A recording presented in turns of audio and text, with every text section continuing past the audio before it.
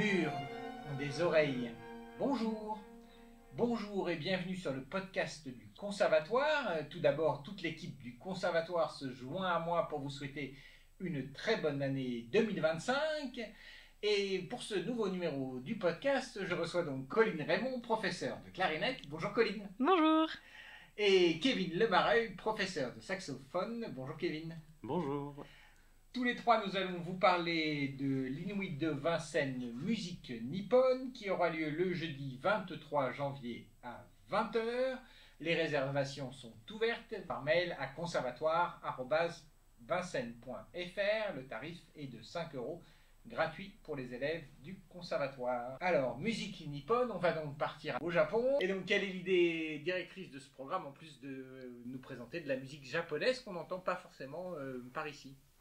C'est ça justement, on a vu au cours des derniers concerts qu'il y avait eu plusieurs pays qui avaient été évoqués. On a eu la Grèce, on a eu la musique française il y a quelques années. Du coup, on s'est dit pourquoi pas partir au Japon. L'idée est que, en tout cas dans la musique pour saxophone, on a pas mal d'œuvres composées par des Japonais parce que le saxophone est très présent au Japon. Et je me suis dit pourquoi pas du coup de la musique japonaise. Donc l'idée c'était aussi de faire des passerelles entre les arts et de montrer les liens qu'il y a entre les arts occidentaux en général et les arts plus orientaux. Alors quelles sont les différentes œuvres et compositeurs de ces œuvres que nous allons entendre pendant ce concert qui va donc nous emmener au Japon? Le programme il va être construit en 3 axes où on va voir différents aspects de la musique japonaise. On va d'abord voir la musique traditionnelle japonaise avec des œuvres qu'on a déjà entendues l'an dernier lors de la semaine de la petite enfance, notamment avec Sakura Sakura qui parle, comme très souvent dans les musiques traditionnelles japonaises, de la nature, des paysages et des saisons. Donc Sakura Sakura, ça parle des cerisiers en fleurs, donc récurrents dans la culture japonaise et qui mettent en avant la beauté éphémère de la nature.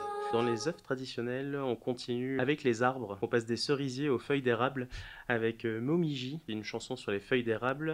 Ensuite, on continue avec 2 chansons traditionnelles, mais cette fois-ci qui mettent en valeur les animaux, avec Otaru Koi, qui veut dire viens Luciole, qui représente une idée de la fugacité de la vie, car les lucioles ont une longue vie si on prend en compte leur vie de larves, mais une fois qu'elles ont éclos, leur durée de vie est assez courte. Et une autre musique traditionnelle, Akatombo, qui veut dire libellule rouge, qui évoque donc l'été au Japon, et qui est représentée au temps des samouraïs, donc les libellules, le courage et la victoire. Et la libellule maintenant est très présente en tant qu'élément décoratif, notamment sur les costumes traditionnels, les yukata, les kimonos et les éventails.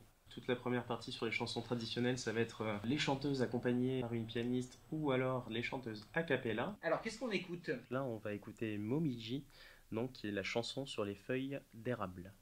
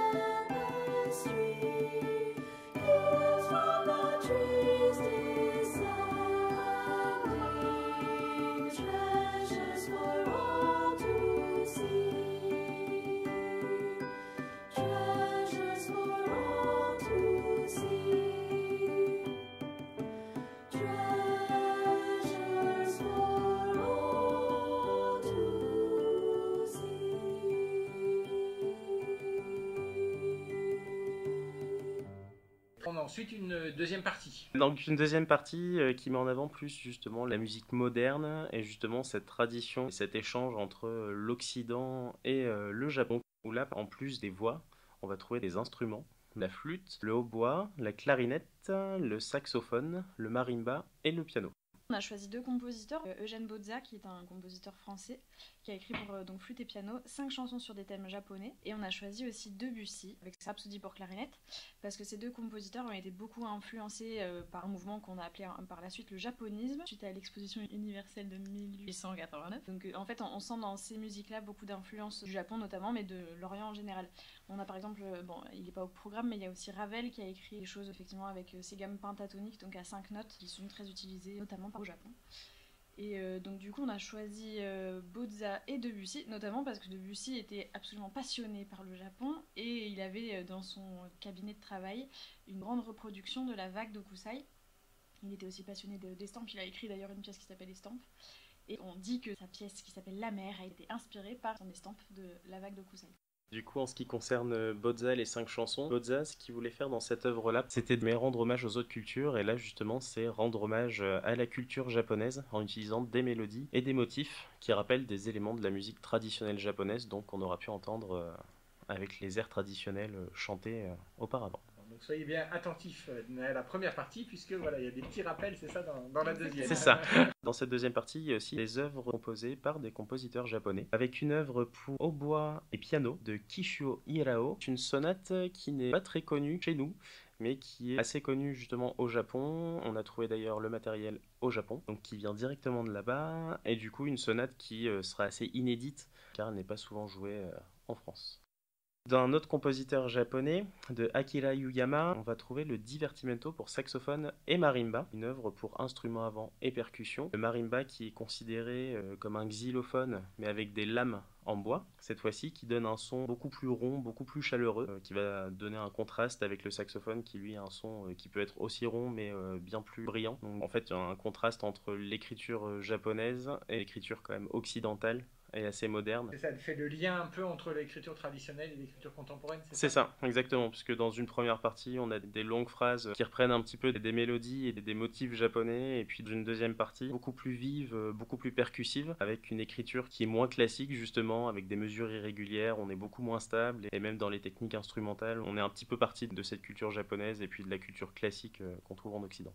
Et pour le coup, ça aussi, c'est une œuvre qui serait un peu inouïe, puisque entendre du marimba et du saxophone, enfin une pièce spécifiquement pour ce duo-là, c'est inouï, enfin c'est rare.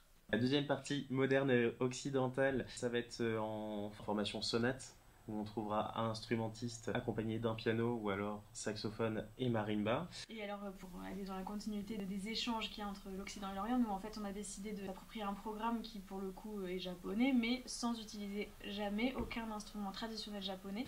Alors on va écouter un extrait d'une des chansons, des 5 chansons sur des thèmes japonais de Eugène Bozza à la flûte et au piano.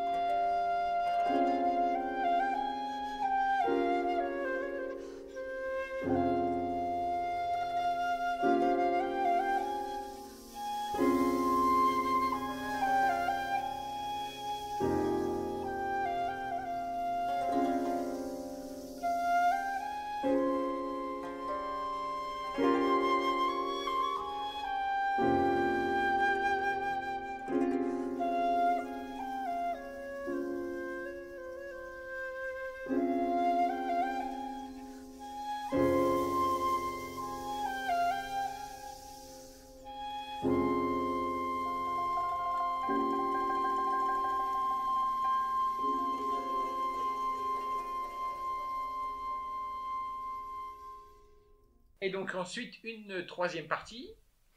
Une troisième partie du coup qui va être axée plus sur des musiques actuelles, des musiques qui sont tirées des animés japonais, surtout du studio Ghibli, donc avec les films de Miyazaki et les musiques de Hisaishi. C'est là qu'on voit l'influence directe de l'Occident sur le Japon, parce que on sent dans la musique qu'il veut garder une identité japonaise et toutes les traditions japonaises au niveau de sa musique, mais tout en utilisant des styles d'écriture qui font vraiment référence à l'Occident. Et des formations qui sont pour le coup très occidentales comme l'orchestre symphonique traditionnel comme on le trouve depuis longtemps en Europe. Alors juste pour les musiques du studio Ghibli, on les retrouvera en partie le mardi 1er avril à 20h, puisque l'examen de la filière voix aura lieu sur les musiques du studio Ghibli, avec derrière une projection d'images fixes issues des dessins animés, donc un examen en public. Et là pour le coup on ne sera plus en musique instrumentale, on sera en musique chantée, puisque voilà, les chansons des dessins animés seront chantées par les élèves de la filière voix. Et justement, comme tu parles de cet événement-là de la filière voix, nous aussi, on a préparé des projections qui auront lieu pendant nos morceaux.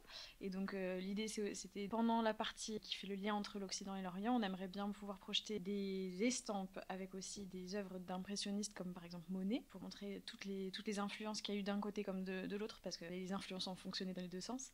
Et des estampes japonaises pour la partie très traditionnelle, et aussi des images issues des dessins animés de Ghibli pour la partie plus moderne. Et donc dans le programme, on a prévu des pièces assez courtes et on a aussi prévu des pièces avec tout le monde sur scène, donc aussi bien les chanteuses que les instrumentistes, et donc derrière les animations. Alors pour les studios Ghibli, on va d'abord écouter Ponyo sur la falaise.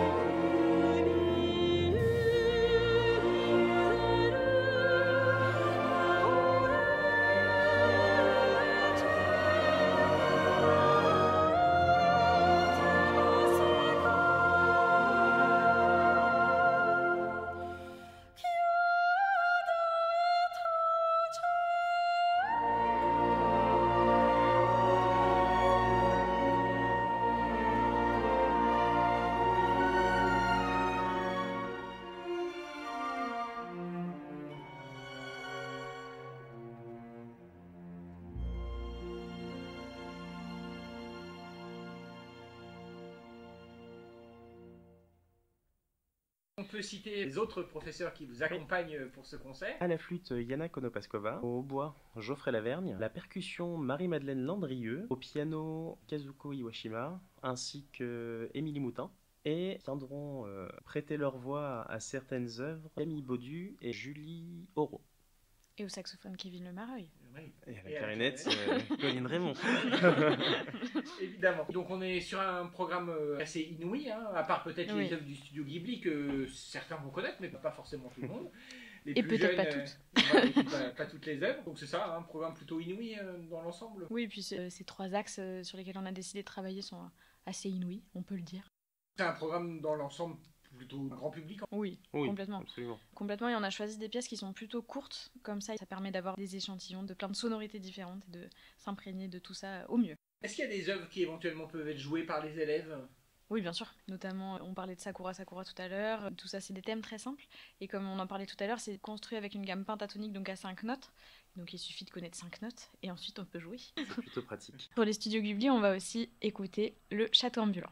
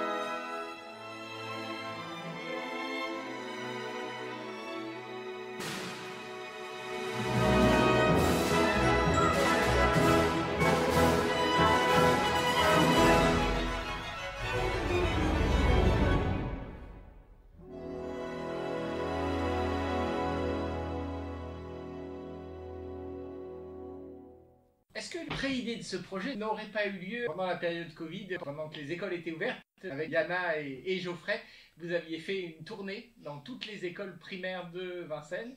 Et parmi les petits morceaux qui avaient été joués dans 1, 2, voire 3 classes, il y avait quand même des petits morceaux du studio Ghibli.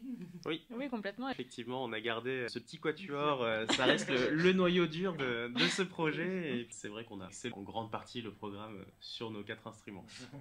Et sur notre amitié. Ce quatuor, voilà, qu'on a retrouvé évidemment avec des ajouts et des retraits lors des semaines de la petite enfance et lors des concerts des Fantastiques, évidemment. On va se retrouver donc le jeudi 23 janvier à 20h pour Musique Nippone, un voyage musical au Japon, et pas seulement, puisque donc on a 2 compositeurs français qui seront présents au programme, mais quand même principalement au Japon, donc de la tradition à la modernité, et puis voir au dessin animé du studio Ghibli.